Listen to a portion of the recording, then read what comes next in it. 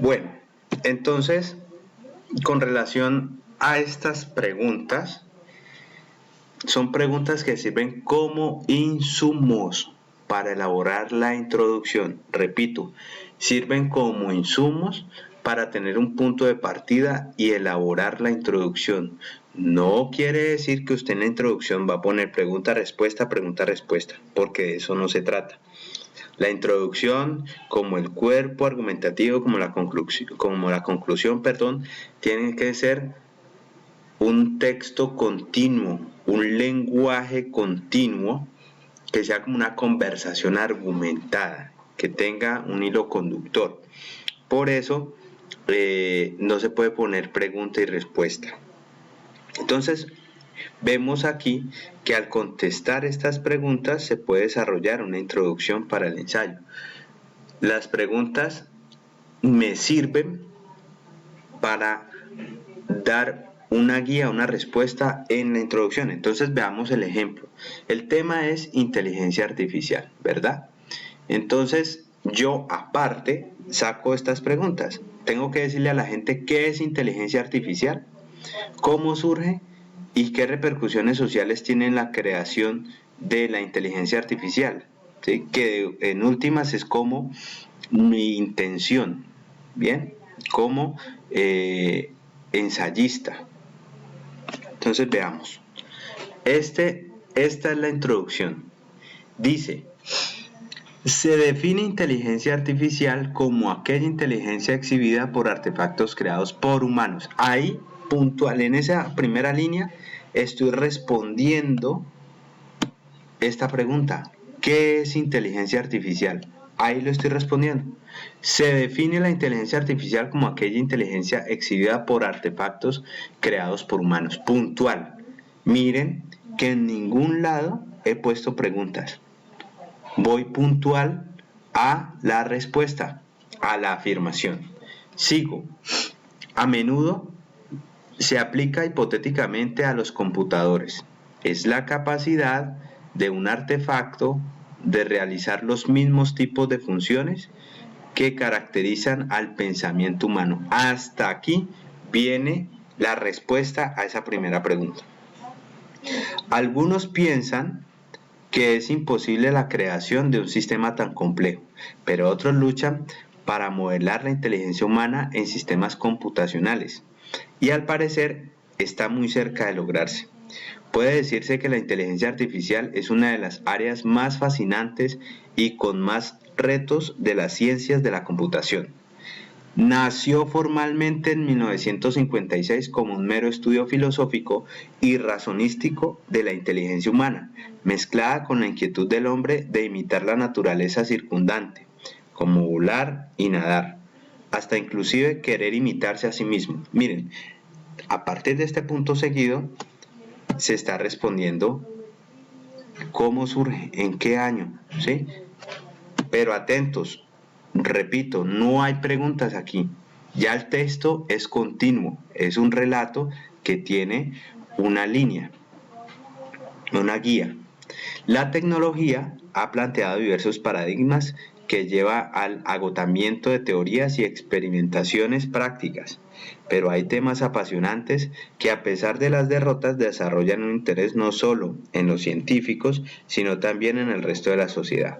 En este nivel se encuentra la inteligencia artificial, definida como, abro comillas, la ciencia que enfoca su estudio a lograr la comprensión de entidades inteligentes.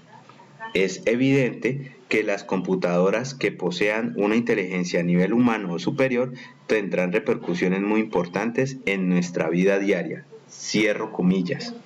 Y pongo los autores o las personas que dijeron ese fragmento, el año, ¿sí? Hasta allí viene la introducción. Y atentos con esta última parte. ¿Qué repercusiones sociales tiene la creación de la IA? Digamos que en la última parte de la introducción, que es lo que está aquí subrayado, es la intención que yo o mi grupo tiene con el ensayo. Aquí es donde yo planteo cerrando la introducción, planteo la idea, planteo la tesis, la hipótesis o la pregunta. Idea o tesis es lo mismo. La hipótesis es algo que es susceptible de comprobación. Y una pregunta, pues usted puede en un ensayo generar una pregunta. ¿Por qué los niños de preescolar presentan déficit de atención en el aula de clase? Esa puede ser una pregunta, ¿ya? Entonces, sigamos. Dice, es precisamente sobre este tema que se va a tratar, atención aquí, se va a tratar, está en tercera persona. Se hablará de la repercusión en la sociedad que tiene la creación de máquinas que puedan alcanzar nuestra capacidad humana e incluso nos reemplacen o dominen. Entonces, ¿qué le interesa plantear en su escrito a esta persona? Es la repercusión en la sociedad o el impacto en la sociedad que tiene la creación de máquinas que puedan alcanzar nuestra capacidad humana e incluso nos reemplacen o dominen. Eso es lo que le interesa al redactor darnos a entender, ¿sí? Él no lo explica aquí. La introducción solamente es una introducción. Repito, la introducción termina con esa idea, esa tesis, esa hipótesis o esa pregunta. La deja en punta. ¿Para qué? Para luego en el cuerpo argumentativo empezar a responder la pregunta, empezar a argumentar o que implementar esa tesis o esa hipótesis que planteó en la introducción. ¿Entendido? Entonces, vamos al texto de la introducción que tenemos aquí. Entonces, vamos a hablar de déficit de atención en niños de preescolar. Entonces, lo primero que usted tendrá que listar en una pregunta es ¿qué es déficit de atención? ¿Sí? Eso es lo primero. Segundo, usted puede hablar de las habilidades adquiridas de los niños de preescolar.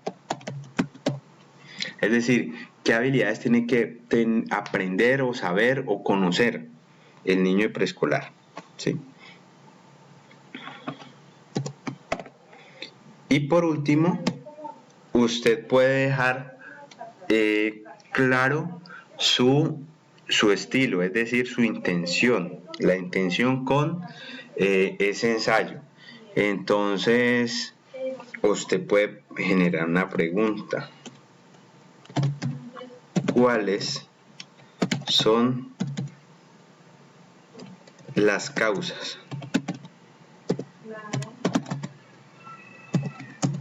del déficit de atención en los niños de preescolar? ¿Sí?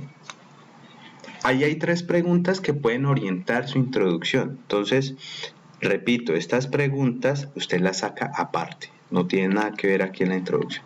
En la introducción usted puede buscar o encontrar el déficit de atención es un síndrome que distrae la concentración de los niños en el aula de clase, provocado, etcétera, ¿sí? Usted aquí está respondiendo con estas líneas, está respondiendo a esto. Luego tiene que tratar de hablar de esas habilidades, pero en un texto continuo, ¿sí? Entonces la idea es que usted las preguntas le ayuden a hacer esa introducción y termine por acá diciendo, pongamos aquí algunos puntos para saber que aquí hay texto de por medio y decir, por tal razón, el interés del grupo es establecer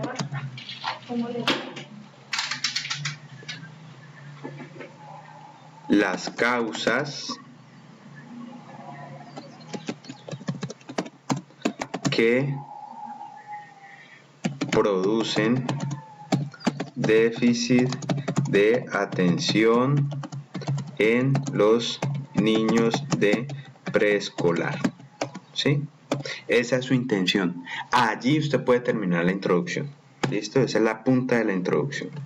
¿Ok? Que es lo mismo que vimos acá. ¿Sí? Entonces, ya avanzamos allí. Con esa pregunta, con esa tesis o con esa hipótesis que usted deja en punta, que dejó aquí en punta, ¿sí? Esa es como su intención con el texto, que puede ser una pregunta, puede ser una afirmación o puede ser una idea. Eso es lo que le da pie a usted para elaborar el cuerpo, es decir, donde ya va en detalle la ampliación de cada concepto, la ampliación de cada argumento que usted ha encontrado. ¿Entendido? Entonces el cuerpo es aquí donde se desarrollan los aspectos que se presentaron en la introducción. Se presenta la información de forma más específica. Se deben presentar las evidencias que apoyen la tesis presentada. Las evidencias las presentas al incluir información sacada de artículos localizados. No estamos hablando de anécdotas, de experiencias personales. Es que a mí me parece que el blanco es más bonito porque sí. No. Todo tiene que tener una evidencia, una argumentación.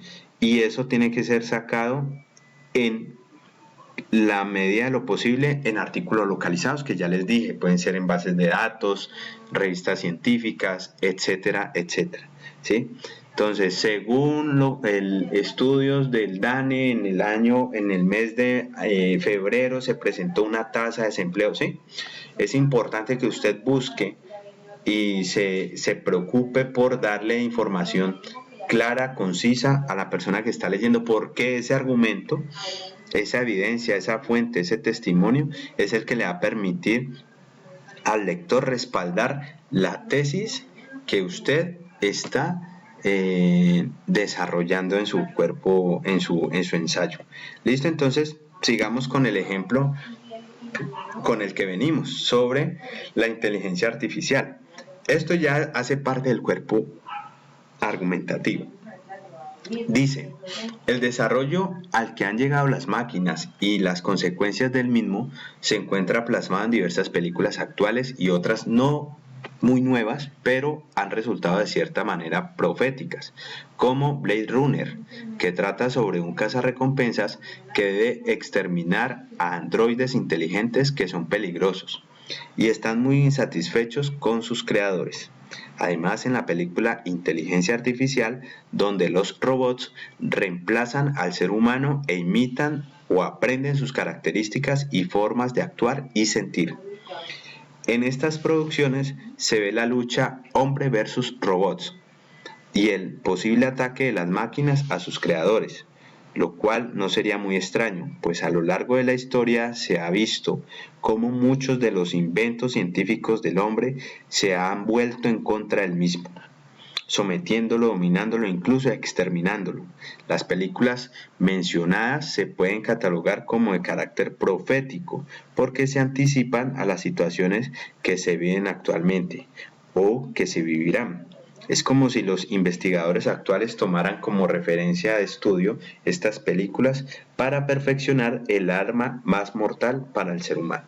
Entonces, aquí lo único que hace falta en este cuerpo argumentativo son las fuentes o las citas, pero de una u otra manera es como la carne, ¿sí? La razón de ser del ensayo. Entonces, espero que haya quedado claro. Vamos a parar esta parte aquí y seguimos con la siguiente. del ensayo.